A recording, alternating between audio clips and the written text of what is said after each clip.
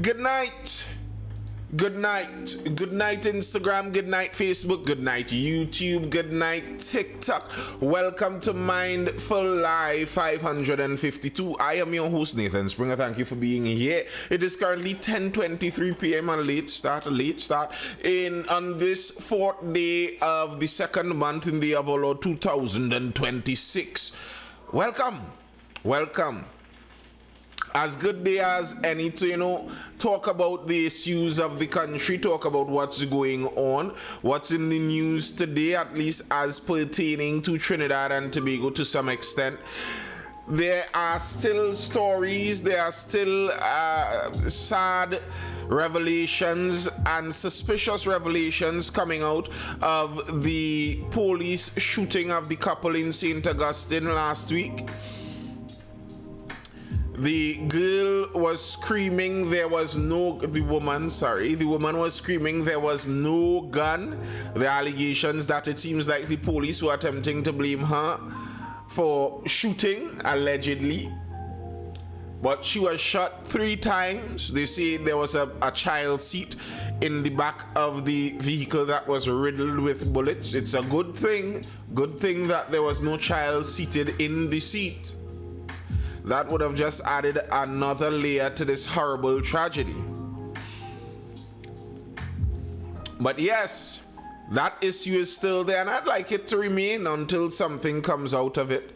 I'd like it to remain on the front burner. I don't want it to disappear off of the headlines until something comes of it, because I believe there's a strong possibility that something can come of it. We also have the businesses are complaining. Businesses in Trinidad are struggling.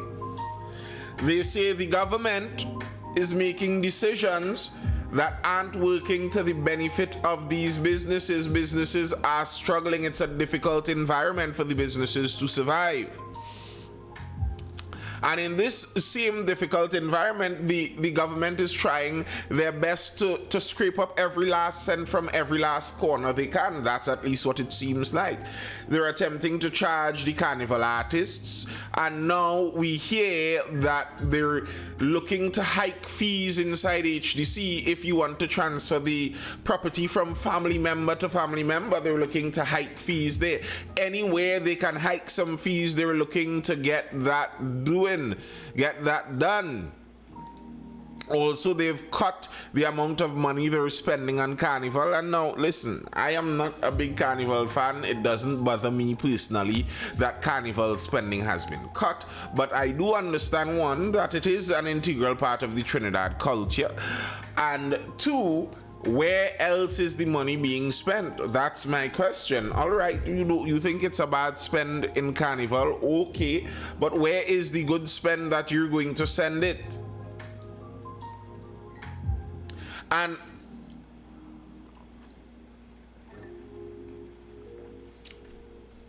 the reality is, in a country like Trinidad and Tobago, where there's already so much corruption, very likely a lot of these doubling of the fees and increasing of the fines and making things more difficult, a lot of what that is going to do in a country like Trinidad and Tobago is increase the amount of rackets that being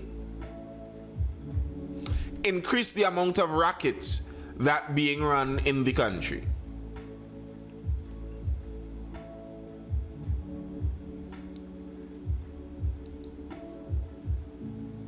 Increase the amount of racket. So we know that the country has a lot of rackets being run. People cannot survive on the face value that the government is giving, so they would be willing to go under the table.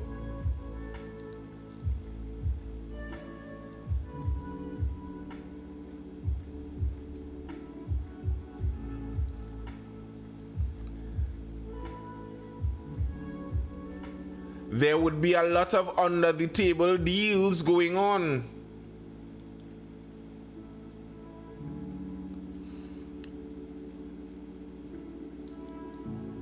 Because that's the way the system is run. And it's not going to magically be undone because they change the fees and fines. In fact, it's going to just make more avenues for such. I don't doubt, I'm not saying I know, I'm saying I don't doubt that this last month in the licensing office was the most lucrative for the unscrupulous licensing officers. I don't doubt that.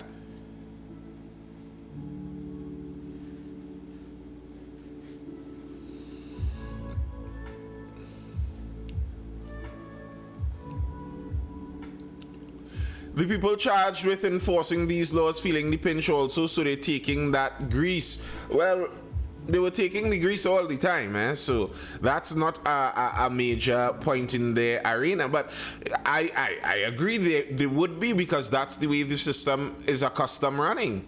What's going to change? What is going to change?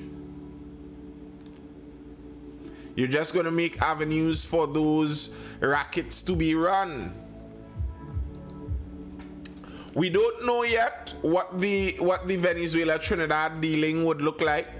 The two ladies in charge have not yet made a clear statement on which direction we're headed in. As far as I know, the last amount of communication between the Venezuelan regime and Trinidad and Tobago was not favorable. So we'll see where that goes. We have our transport minister wanting to make life harder for people, remove phones from recording and etc. I would like to know these things. Is it that you have statistical evidence that says this is a danger, or are you just a busybody and you want to get into people's lives? You think you're everybody's daddy and you want to be everybody's daddy on the road. Which one is it?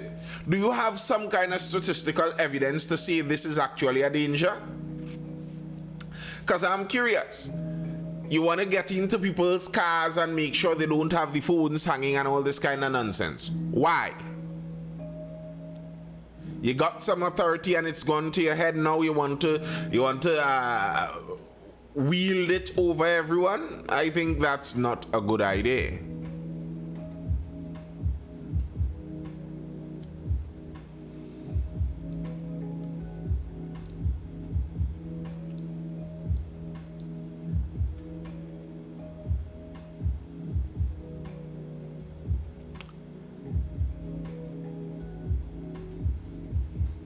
I feel it's damage control to counter the call for taping of the police.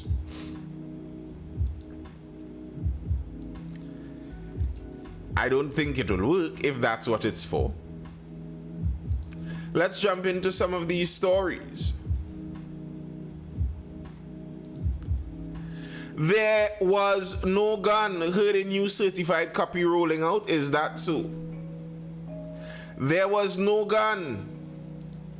Mother Kaya was screaming. Mother disputes police version of fatal shooting. They're lying, they're lying. There was no gun. This is what Kaya Seeley kept screaming out at the Eric Williams Medical Sciences Complex in Mount Hope hours after she was shot and injured during a police shooting in St. Augustine on January 20th that claimed the life of her husband, 31-year-old Joshua Samaru. Seeley's mother disclosed what her daughter kept screaming as related to her by a nurse when she spoke exclusively to the Express yesterday at a Port of Spain office with her attorney, Fiola Sandy. Hendricks went into detail about what transpired after her daughter was shot and the police's initial denial of her request to see her daughter. I find that to be a very interesting part of all of this. The way the police seem to be very serious about no one getting access. Blessings from the island that have no cement now. Word RL, word. I want this matter to be properly investigated. At this time, I don't have faith in the system. I literally feel like every police officer, like I can't look at them and say they are really here to protect and serve. I also feel like you are also criminals with legal guns. And I do not give the mom a wrong for thinking that.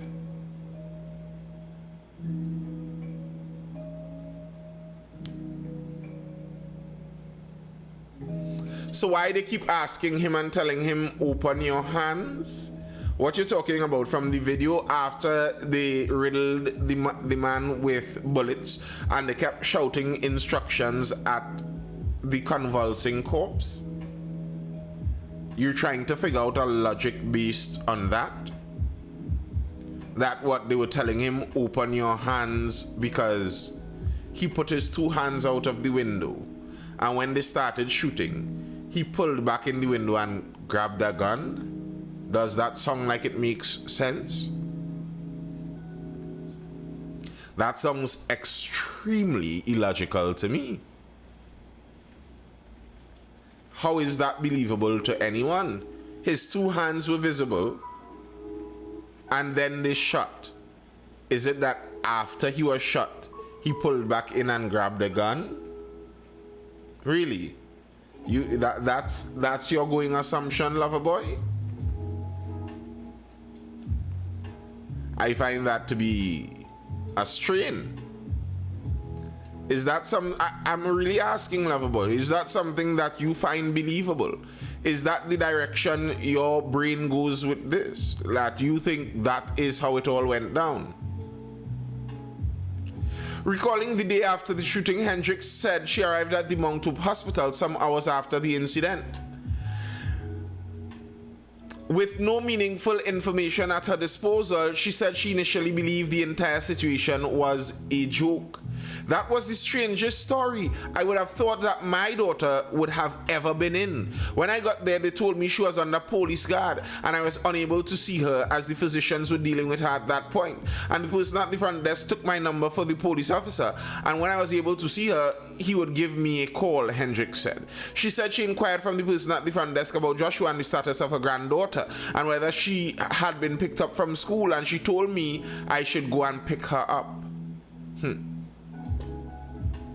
Desperate for answers, Hendricks said she returned 2 hours later that evening to see her daughter, only to be told that a police officer was still refusing her access. The distressed mother said she later asked to see the doctor caring for Celie and was eventually taken into a room. Stationed outside that room was a police officer, and he asked who I was, and the doctor told him this was her parent. The doctor told me that they did not see any spinal injuries and they were not sure what was causing the paralysis. As I was leaving, a nurse pulled me aside in the emergency area and said, "Don't tell anyone, but they are trying to say your daughter shot at them. But your daughter keeps screaming out, 'They are lying, they are lying, there was no gun.'"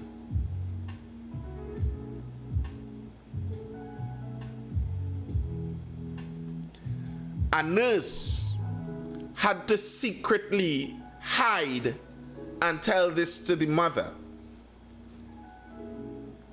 And then, is it any surprise why the mother cannot look at the police and have any trust? Why is it this is our law enforcement group? They are supposed to be here to protect and serve. And your daughter has been injured. They're hiding her from you. And a nurse has to secretly come and shoo to tell you what your daughter is seeing in the hospital when injured.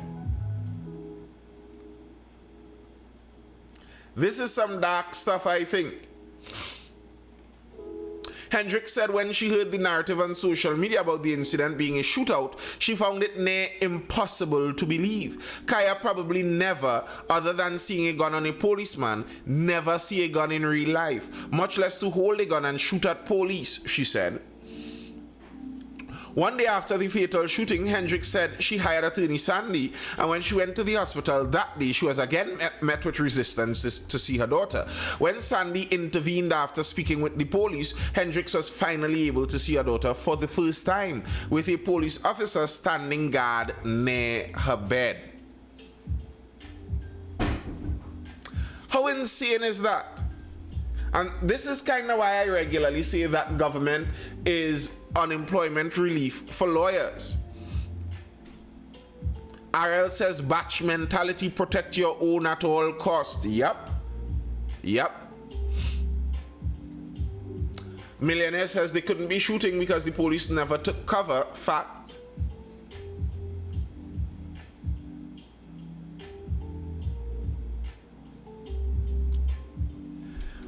How could it be that it's only after you pay a lawyer that the police could act and behave correctly?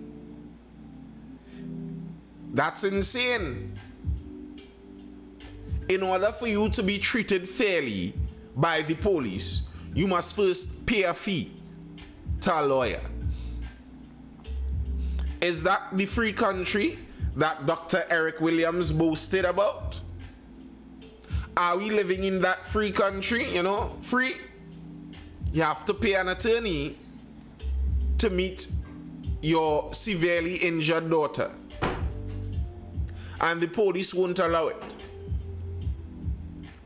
I was allowed 15 minutes for the most part. She was awake, but I did not want to say much to her because the police officer was standing near the bed. So, in the circumstances, I would not speak to Kaya about what happened in front of the officer because at that point, I didn't trust anyone. She explained as best as she could to me how she was feeling and started to cry and asked me if I saw what they did to Joshua. That was a traumatic experience for us, said Hendricks. Compassionate officer, breaking down in tears, taking a few moments to compose herself. Hendricks said she went home that night and could not sleep. She returned to see her daughter around 2 o'clock the next morning. The officer was compassionate and I got to see her. I tried my best not to talk about it and how it will affect her. I just wanted to offer some healing, said the emotional mother. Hendricks said between January 23rd and January 25th, she was denied access to her daughter, as police made it clear that only Sandy, her attorney, was permitted to visit. She said the next day, upset by the restrictions, she asked her lawyer to file a habeas corpus application, but before the courts could clear the case, the hospital discharged Celie on January 26th. Like, things like this, to me, I still would like an answer as to why the mother could not have seen her daughter. I think the police need to answer why. How is it that we have an organization so unaccountable? It literally feels like these men can do what they want. Good night, Sapodilla. And there's nobody to do anything about it. You have to beg the same men, the same officers, to please do something about your own batch killing us. Does that seem reasonable? And I keep saying, that's the stuff that pushes countries to the edge. And then when we have a starboy commissioner whose the only setting he knows is Gondolero and gun talk. That's the only setting. He comes on one setting, gun talk only. Only gun talk, that's all he could give. Yeah, it's kind of offensive. How many police officers have the personality, psyche, behavior, disposition of criminals? Yo, Don Sheldon.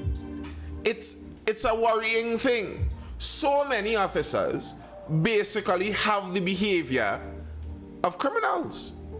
The same disposition, the same attitude, the same mentality, and in some cases the same behavior.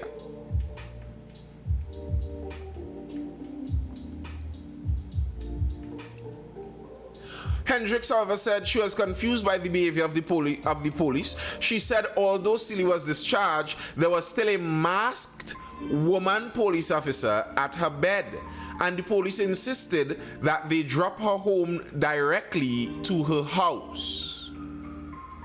We kept asking, is she under arrest? Is she a suspect? Nothing. No one could answer these questions. She had no criminal charges, Hendricks said. Hendricks said that even before they had left the hospital compound under police escort, a deputy commissioner of police, along with a senior superintendent and 4 other officers, entered Seeley's hospital room to see her.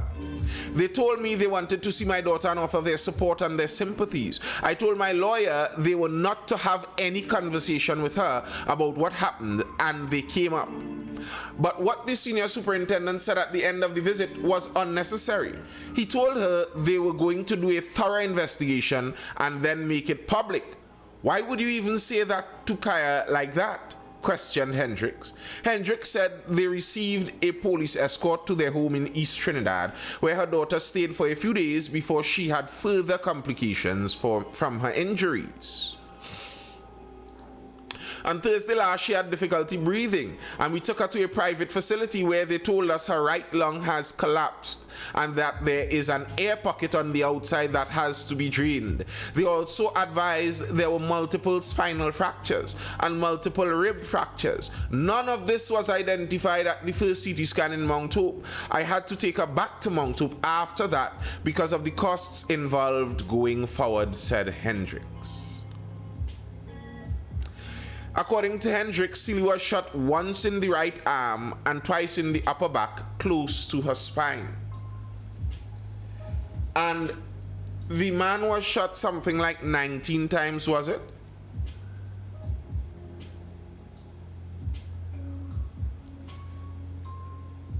That in and of itself throws out the idea that the woman was shooting. 3 shots, 1 to the arm, 2 to the back, suggests that either they didn't know she was there, or they were only aiming for him. And if it was that she was the one shooting, how come they only aimed for him?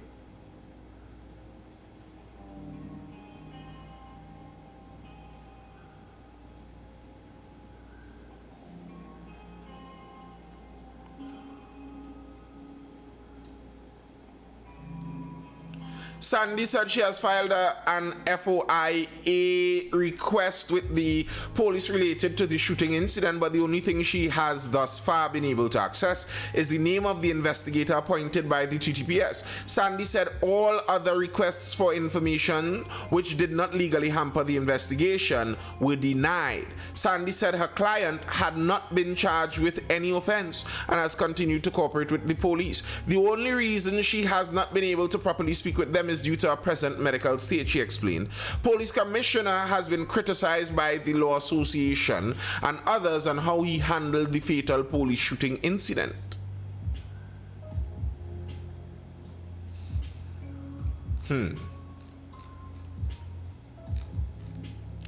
A scary way to start the year. Shot 3 times fundraiser started for Kaya Seeley. Hey, Ronnie.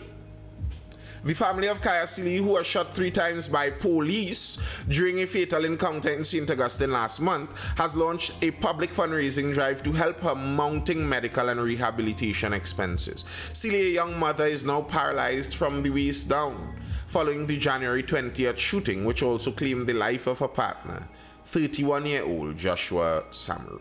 According to the family, a fundraiser has been established on the Gov't platform with a target of $500,000 to assist with special medical treatment, rehabilitation, mobility support, transportation to medical appointments, and basic living expenses for Seeley and her 5-year-old daughter. By 10 a.m. on Wednesday, just over $5,700 had been raised.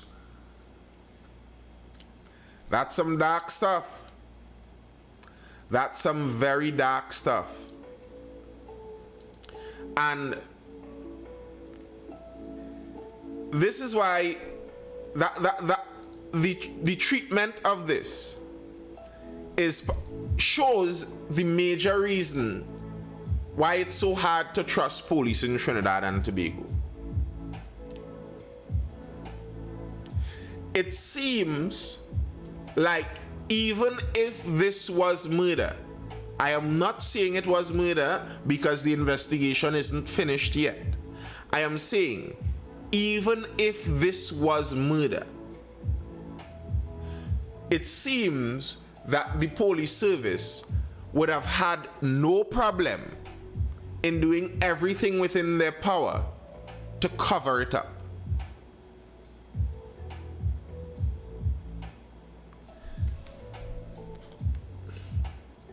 And even after the fact that the camera evidence shows what it shows,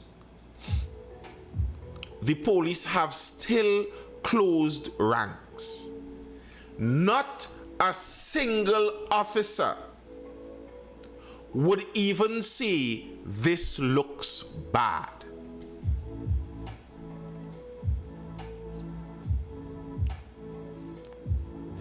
Like, imagine the difference it would have made if, when the commissioner saw this, his statement was, from the camera footage, this looks bad. But we must go through a complete investigation and see the outcome. A major difference right there. But when the response is basically, my boys is my boys, we look after our own. And then you say, but don't worry, we're going to investigate and make sure it's investigated. Don't worry about that. Who is going to believe you? Who is going to believe you? Somebody lied to you, Commissioner, or you lied to yourself and told something about a shootout and a confrontation with the officers. At the very least, that person needs to be suspended. Whoever gave the statement about the confrontation with officers and the shootout needs to lose their policing job. That's his stance since he assumed office. Well, that's what I was saying. Our previous commissioner was an intercessor. She believed in the power of prayer very, very seriously. And it seems like our latest commissioner is a Bajan. All big man know is gun talk. It's the only setting he comes on. Gun talk. You press any option, any button you press on him, gun talk is the only talk coming out. And that's why I said it's worrying when you see that's the behavior of our officers. What's the reason for the Punisher logo done Sheldon asks? I don't know. Because the Punisher is a vigilante. Police is supposed to be on the opposite end of the spectrum to a vigilante. So why would a police glorify Punisher? It tells you something about the mentality of the police. The Punisher's general idea is it's his job to punish the wrongdoers. Those who did bad must be punished by the Punisher. It may be the view of our commissioner. And the problem with that is now you have to be judge, jury, and executioner. And okay, you might be good at executing, but are you good at judging and jurying? He is Trinidad commissioner. Yeah. We have a Trinidad commissioner. Anytime Guevara talking, you need to run a Trinidad track as the background vocals, as the background song for him. Anytime he's talking, imagine a Trinidad song. Who gas them up? Always running as his background music. Or police are Bajans.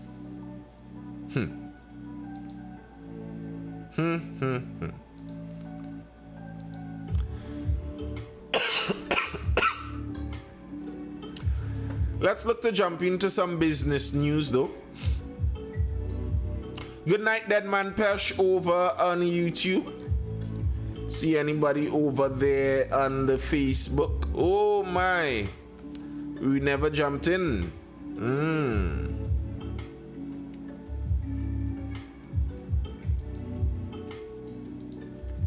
Let's jump in. Still on Facebook and Instagram. We actually never clicked the go live there. Why does it seem like his stance is endorsed by those in government? It seems like that because to me it is that. He seems to have a strong government backing to what he's doing. It doesn't seem like the government stands against his view on things. So it may seem like he has a strong government backing because he maybe does have a strong government backing.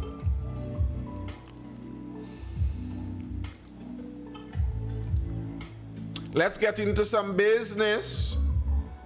From taxes to Forex, why businesses are shutting down. Local businesses have been bearing the brunt of economic decline in Trinidad and Tobago, with many being forced to close or downsize their operations.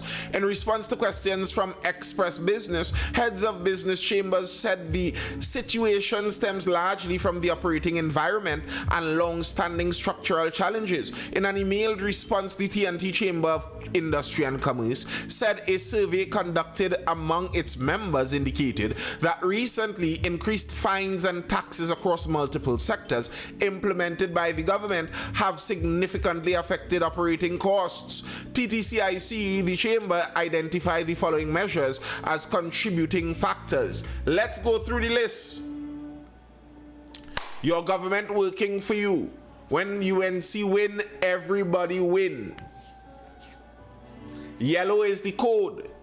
And here's what the code outlines. The yellow code outlines the landlord business surcharge, the commercial asset levy on financial institutions, the electricity surcharge on commercial buildings, the single-use plastics tax, a 100% increase in excise and customs duties on alcohol and cigarettes, locally manufactured and imported, a 100% increase on port handling fees and customs processing fees, a 100% increase in processing fees for work permit applications, a significant increase in the cost of natural gas for members in the manufacturing sector, increases in the gaming tax and liquor license fees, and the introduction of increased penalties and fines under the Gambling and Betting Act. They should have had the percentage for the gaming and licensing and liquor licensing fees, because I believe those increased some kind of 100+%.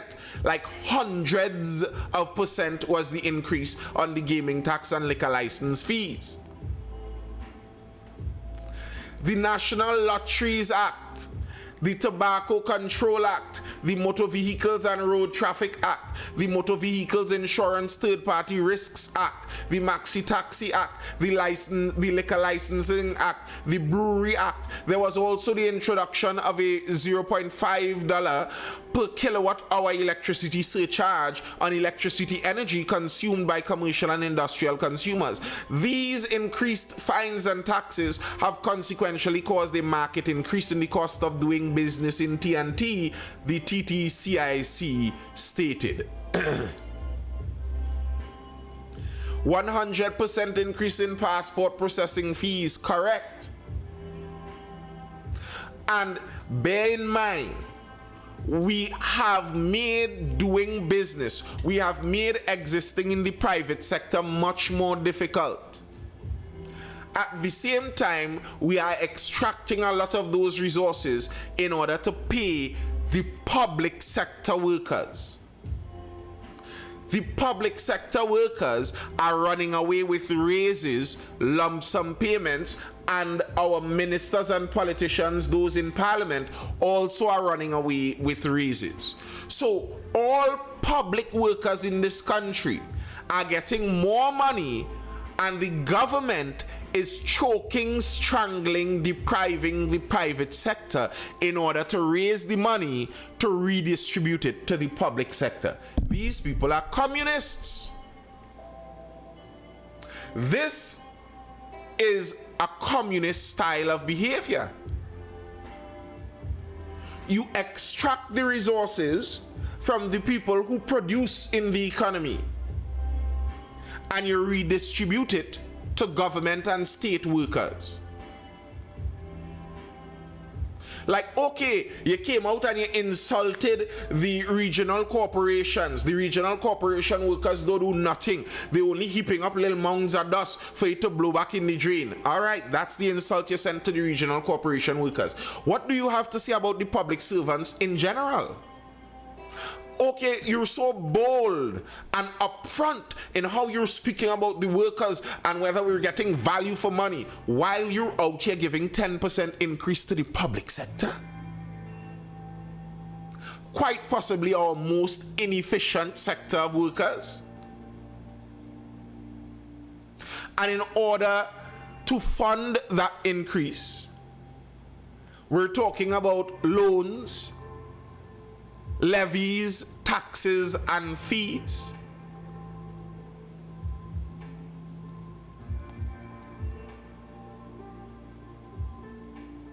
And even for the public servants, because of the increased fees, inflation is right around the corner with it, obviously.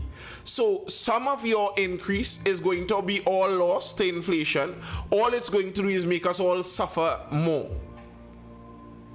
The people who would really get the best impact are the government. The government workers who got that real nice increase from the PNM, they're going to love themselves. And here's what happens. In every country where ease of doing business becomes harder, corruption flourishes. The reason Africa is corrupt is not because black-skinned people don't know how to be honest. It's because of lots of this. It's so difficult, contorted, and complicated to get actual business done. You have to go round the back.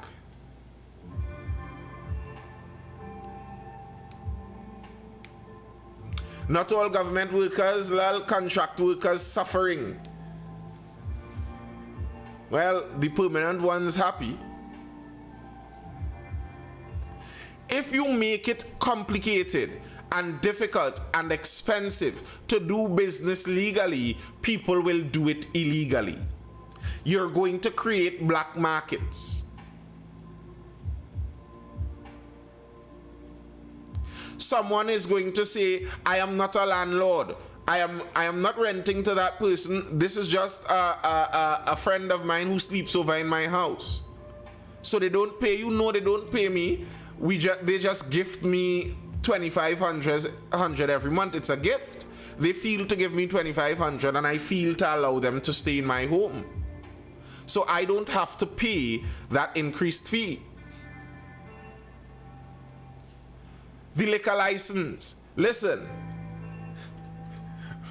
Now, it is a much more common thing that everyone who sells liquor has a license. It was always, in times of old, very normal for little village corner shops to be selling alcohol from the back fridge, you know.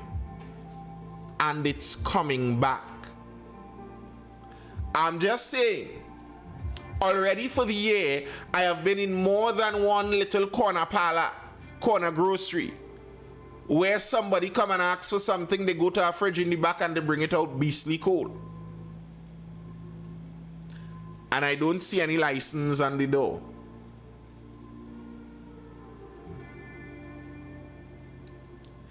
Is it that corner parlor is going to have the back fridge with the cases in, and if anybody come, no, this is for me and my boys, and we drinking this? But you know, if you are familiar with the shop, you are one of the boys that could be drinking this for a small price. No, we don't run a bar here. No, we don't need a liquor license. We don't sell alcohol.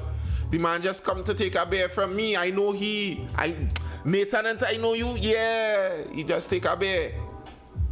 So wait, he didn't pay you for that beer? No, he didn't pay me for the beer. He had owed me $20 from before he just gave me the 20.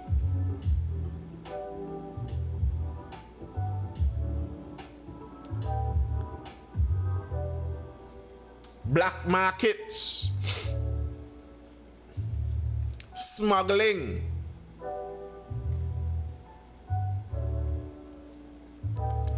Oh, it's expensive to have a work permit. It's now 100% more expensive to work through a work permit for somebody. Well, the venue will work under the table. Sometimes literally. Never mind that. It said adjustments to the tax structure have had a direct and immediate impact on business operations. Businesses operate in an environment where regulatory reform is predictable, evidence-based, and inclusive. Meaningful engagement with the private sector, especially those most directly affected, is a core element of good governance. It helps ensure that policy measures are informed by real operating conditions, minimize unintended consequences, and support national competitiveness, the TTCIC said. And that's the thing. This guy, the guy in charge of NGC, seems to be moving rather erratic. It's not predictable. You see that bacchanal that went on with nutrient demanding money in arrears, backwards pay now before we go forward? That's the kind of thing that scares away foreign direct investment. I am a foreigner. I have some billions I could invest in Trinidad to do something. I feel like, maybe. But then I look at the Trinidad news and I see that the supplier of natural gas in Trinidad is willing to increase the price on a moment's notice with no consultation, no discussion, and there's no reprieve of it. Does that sound like the kind of place I want to invest in?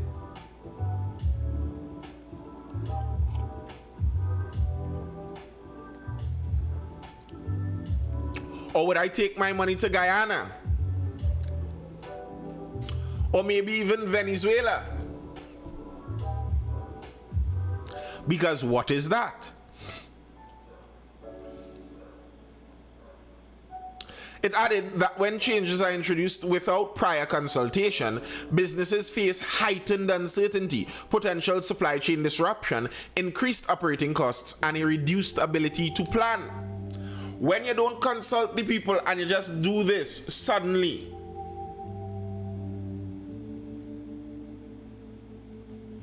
this started in the last regiment timeline. What are you talking about?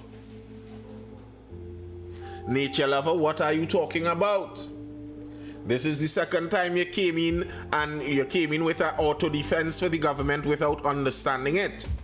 We just went through the list of the things that changed under the current government. This is from the Chamber of Industry and Commerce. They're complaining businesses are shutting down. Ease of doing business in the country is evaporating. How can you say this came from the last regime?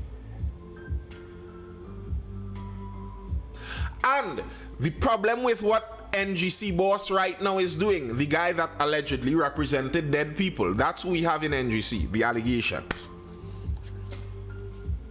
That guy, and the way he's going about what he's doing, the businesses are complaining. It's not just the increase. It's the increase without prior consultation and without prior knowledge. Businesses don't function like that. They have to plan. What you see a business doing today was something very likely that the steps to do it started a year, 2 years, 3 years ago. The orders have to be placed for their raw products from some time ahead. If you just land changes on them as of midnight tonight, remember that guy. If that's how you're landing changes, it's hard to do business in that environment.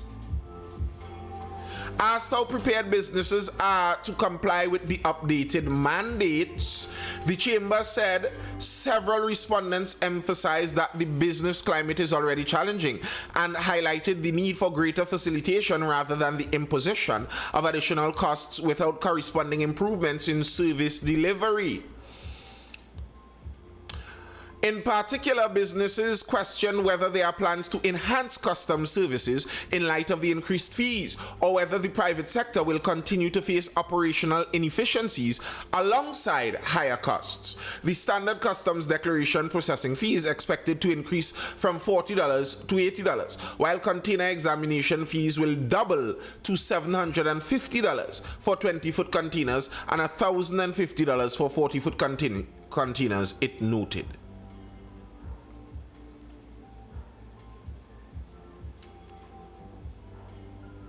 It also said a significant number of members reported that rising costs would affect their competitiveness. The Chamber is concerned that significant increases of existing taxes and surcharges and the introduction of new taxes and surcharges, particularly when introduced without consultation or adequate transition periods, one of the most important parts that they're complaining about, the vai, the on a moment's notice nonsense, could have a negative effect on entrepreneurship and investment in an already challenging economic environment. Increased compliance costs and heightened regulatory risk may discourage business formation, expansion, and reinvestment, especially among SMEs, which typically have limited financial and administrative capacity, it stressed. I was speaking about this the other night. What this does, increasing the fees and the compliance charges, makes it easier for the big businesses. If I had a small rum shop, not a big thing, just a small rum shop, one little big back TV up on a wall, but it was enough to give me a living and feed me and my family off of my one little rum shop, Nate's Corner Pub. But now those prices increased by hundreds of percent. The amount of profit I was making is not enough for me to take that hit. This is my breadwinning job. This isn't some separate investment that I made that I could go to the bank and discuss how we could refinance this. No, not really. The numbers just wouldn't make sense to me anymore. The maths wouldn't match. So I would have to close down my rum shop. But the big rum shop doesn't affect them the same. They have the money to clear those charges. And with the smaller ones closing down, less competition for them. And I'm using the rum shop example because it's an easy one to see. But that will be the truth in every arena where the prices have increased. Increased prices are easier to be paid by richer businesses. That's an obvious thing. Duh. Obviously. That goes without saying. You don't need to have advanced degrees in economics to understand that. So if you increase the fees, the people who are going to hurt the most in the short term are the smaller businesses. You increase the price of natural gas to these manufacturers. If a manufacturer was actually passing the cost on, the savings on to his customers, and he was there just trying to make sure he stays alive with his business model, and you increase the price, his business model cannot work anymore. He is now out of the market. And all of this while they're still going through with a fine-tooth comb through every arena in the country and trying to see how they could squeeze out more money. HDC hikes fees. Housing Minister caught off guard by new levies on transfer and sale of properties, but PM defends move. Ex-Housing Minister says it's scandalous.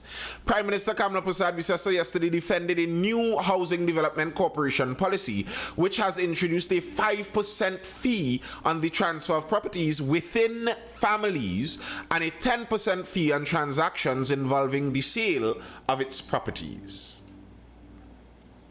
Her defense came hours after former Housing and Urban Development Minister Randall Mitchell posted a document announcing the new policy on his Facebook page yesterday and slammed the government for the change. But even while Persad-Bissessar was defending the HDC move, Housing Minister David Lee claimed to have no knowledge of the policy and launched an investigation into the matter.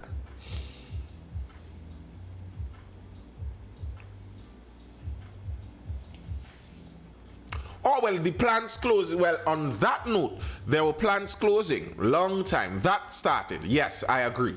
The plants closure, Methanex, etc. started under the previous administration. The struggle for natural gas started under the previous administration also. So that's a fact. My bad. What you're seeing there, 100% fact.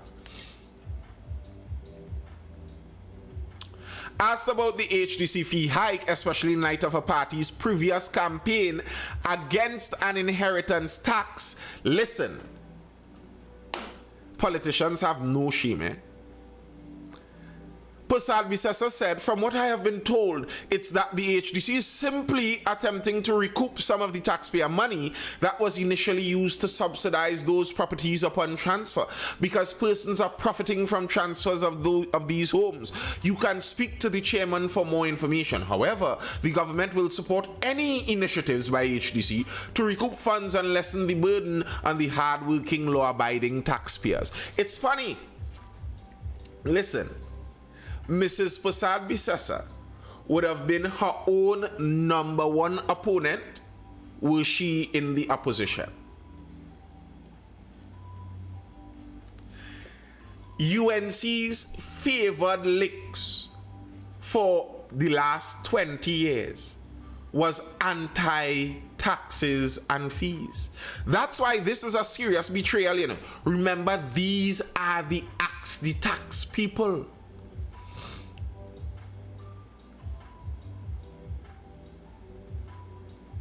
I've heard that hot take, Kurt. These people spray painted axe the tax across the whole country. These people raised hell when even a rumor of an inheritance tax may be coming from the PNM. These people raised hell. And look at them now.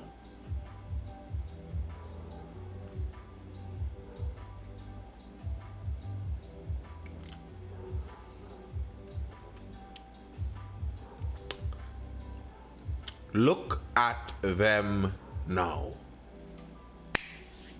Axe the tax are the people with the most taxes. You can't make that stuff up. You can't make it up.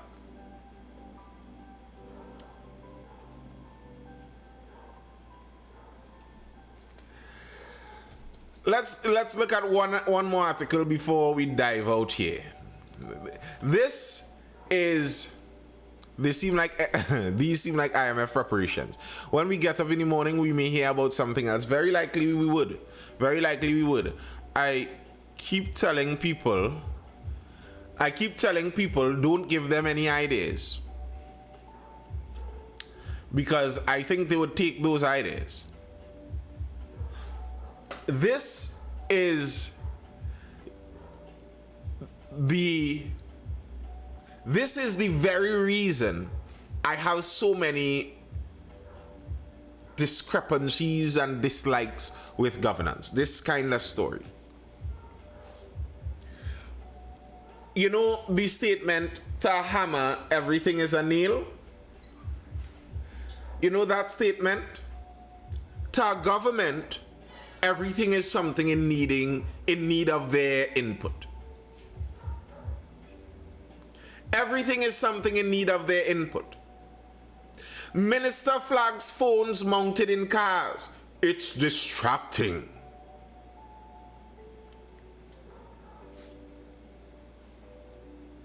The speedometer is distracting too.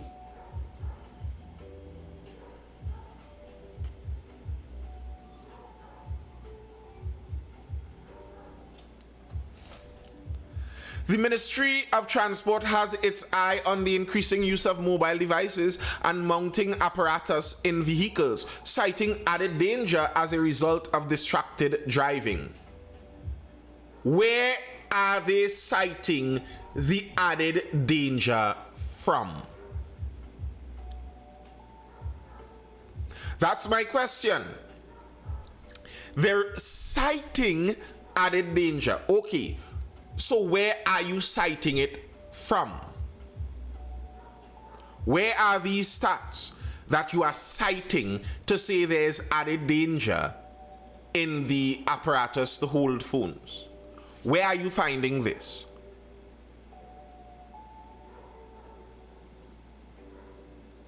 Transport Minister Eliza Cruz said on Tuesday the use of devices, especially for video recording in vehicles and live streaming, was being closely monitored. The government may determine whether additional regulatory provisions are needed, he added. The minister was at the time responding to questions in the Senate from independent Senator Dr. Marley Natz. She had asked whether the government was considering additional regulatory or enforcement measures to address the growing use of windscreen-mounted devices for video calls, recording or live streaming while driving, which may distract drivers and impair visibility on road safety. You sound like twins of twins. I don't know what you mean.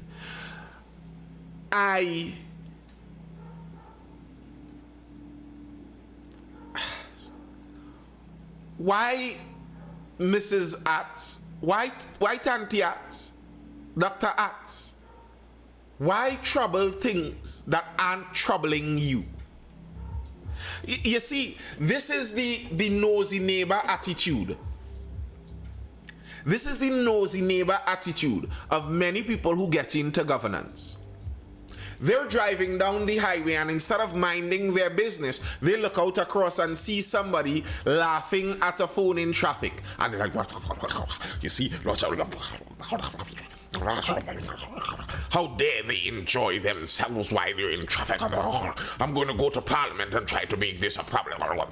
Like, why? Like, here's how, to me, this is brought up. We have noticed an increased occurrence of accidents showing that there was a mounted phone that led to the accident. All right, well then fine. Then you have an argument. But where is that argument? And here's what people don't understand. Very likely, you bring in some kind of regulatory framework for this. It's not going to make a single drive safer in Trinidad and Tobago. What it's going to do is give the police another weapon with which they can take your money. Oh, you have a phone, stand in your car too, give me more money. Nothing to do with safety. That's not going to make one road in this country safer. It's just giving more ammunition to the police officers to deal with you. As if they need any more.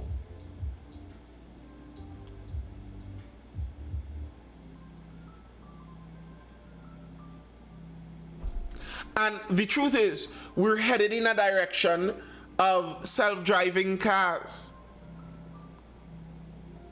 That is the direction we're headed in. How bullheaded would it be if we as a country make laws to lock us in to an obsolete technology? Like, I've heard some people suggest, and I kind of believe it, someone was suggesting that the reality is, if there weren't laws If there weren't laws governing seatbelt use and seatbelt installation in cars, seatbelts would have been far more advanced than they are right now. A seatbelt right now today in a brand new car 2026 model is basically the same tool, the same machine from the 1950s. Nothing really has changed.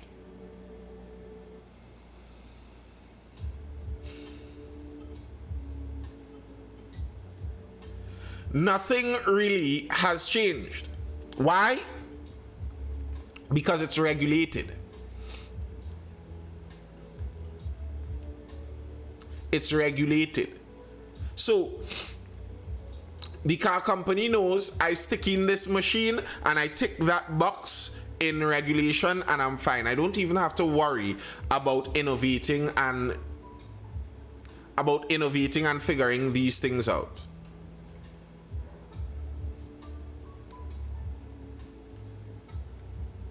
That's not a worry. Because there's no need. I'm already working within the stipulated regulation. And that may very well be the direction we could be headed in if we do something as pig-headed as attempt to regulate these things and lock them in. There's no increased safety from this. It's not even a matter of safety. And even as a matter of safety, I don't think it's necessarily the government's job to make people safer. I don't think so. Good night, Marky. That's not your duty, Miss Dr. Atz, Mr. Zaku. That's not your job. All right, folks. That's all I have for now. I hope you're educated, informed, or entertained. This has been the Mindful Live Show. I'll see you guys again for the next one tomorrow. Tomorrow is Thursday. We're talking. Jump in tomorrow if you have something to discuss, you have something to argue, you have something to add. Tomorrow is Thursday. We're talking tomorrow. Until then, people, hold it down, stay well, stay inside, outside, little sketchy. I'm gone. Peace. Hit us up at Mindful Education if you're interested in any private tutoring for most subjects. We start from as early childhood all the way up to Cape. Until